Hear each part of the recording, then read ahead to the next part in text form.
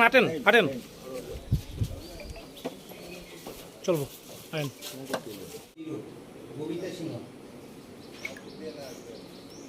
দাঁড়ান, শব্দ হয়েছে না।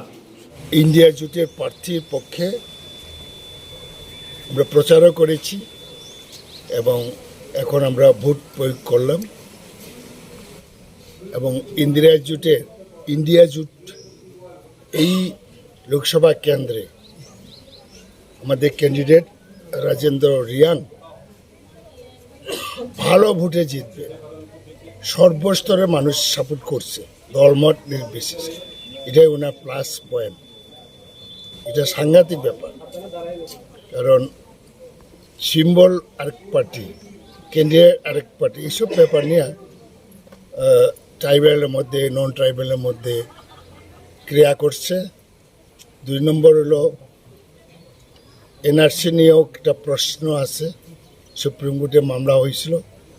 নানা ব্যাপারে এখন আমাদের ক্যান্ডিডেট দৌড়ে নাম্বার 1-এ আছে।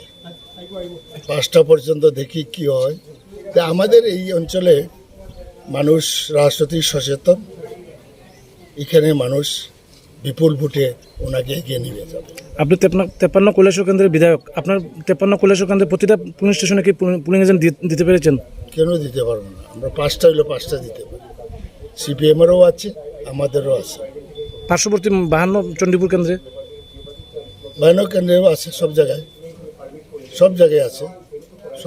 আছে। সার্বিকভাবে কি বলবেন? প্রায় তো সকাল 9টা বাজতে চলছে, কিন্তু ওই সার্বিকভাবে ওই যে মেশিনটা এখনো 53 বিধানসভা কেন্দ্রের 57 পোলিং বুথ, ওই নিমাইচান সিংহ স্কুলে এখনো ভোট শুরু হয়েছে না, মেশিন খারাপ। এটাতে আমরা কি বলবো?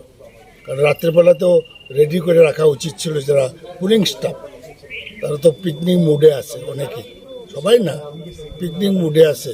সুতরাং সকালবেলা এই হ্যারাস হচ্ছে, বহু মানুষ লাইনে আছে এবং ওইখানে বেশ কিছু জায়গাতে, কয়েকটাতে ইয়াজে খোরাতে যুবরাজনগর এটা চেঞ্জ করেছে, কমপ্লেন করেছে।